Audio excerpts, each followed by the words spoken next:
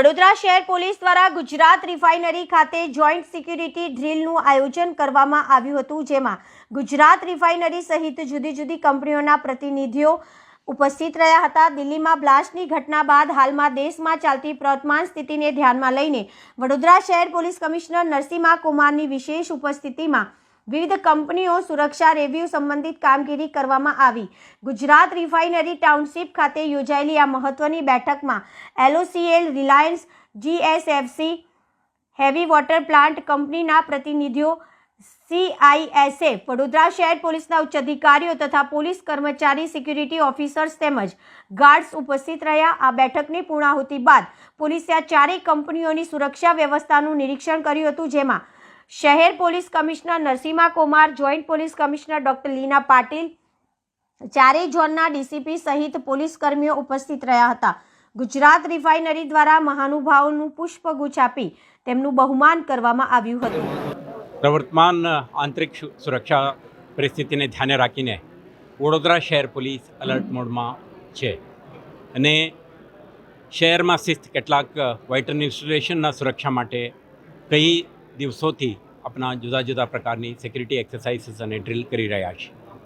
આજે Indian oil કોર્પોરેશનના પ્રિમાઇસીસમાં IOCLના અધિકારી અને એમના સુરક્ષાકર્મીઓ, GSFCના, રિલાયન્સ લિમિટેડના અને હેવી વોટર પ્લાન્ટના ઉચ્ચ અધિકારીઓ અને સુરક્ષા વ્યવસ્થા સાથે જોડાયેલા અધિકારીઓ અને કર્મચારીઓ સાથે સાથે વડોદરા શહેર પોલીસના સંબંધિત પોલીસ સ્ટેશનના થાણા અમલદાર, ACP, DCP અને સ્પેશિયલાઇઝ્ડ યુનિટના અધિકારી કર્મચારીઓને એમના ટીમ અને ઇક્વિપમેન્ટ્સ એન્ડ ટૂલ કિટ સાથે આજે આ કાર્યક્રમમાં ભાગ લીધી છે.